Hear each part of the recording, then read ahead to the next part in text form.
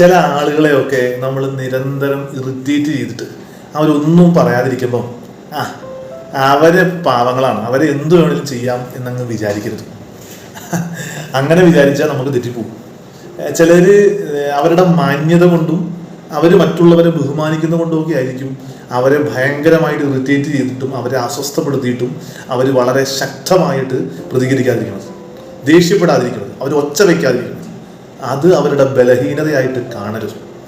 കാരണം അതവരുടെ മാന്യതയാണ്. അതവർ നിങ്ങളെ പല രീതിയിലും ബഹുമാനിക്കുന്നത് കൊണ്ടുകൂടിയാണ്. ഒരാളെ ചിലപ്പം അപമാനിക്കുന്ന രീതിയിൽ സംസാരിക്കാൻ അവരുടെ മാന്യത സമ്മതിക്കാത്തത് കൊണ്ടാവാം അവർ ചിലപ്പം അവരെ അത്രമാത്രം ഇറിറ്റേറ്റ് ചെയ്തിട്ടും അവർ മിണ്ടാതിരിക്കണം.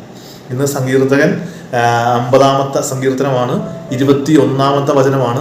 നീ ഇതെല്ലാം ചെയ്തിട്ടും ഞാൻ മൗനം ദീക്ഷിച്ചു, നിന്നെപ്പോലെയാണ് ഞാനും എന്ന് നീ കരുതി. എന്നാൽ ഇപ്പോൾ ഞാൻ നിന്നെ ശാസിക്കുന്നു, നിന്റെ മുൻപിൽ ഞാൻ കുറ്റങ്ങൾ നിരത്തി വെക്കുന്നു. അവരുടെ മാന്യതയെ പരീക്ഷിക്കാൻ പോരുത്. അവർ നിങ്ങളെ ബഹുമാനിക്കുന്നുണ്ടെങ്കിൽ അതിനെ വീണ്ടും വീണ്ടും ഇറിറ്റേറ്റ് ചെയ്ത് പ്രൊവോക്ക് ചെയ്യാനായിട്ട് പോകരുത്. തിരിച്ചറിയാൻ പറ്റില്ല.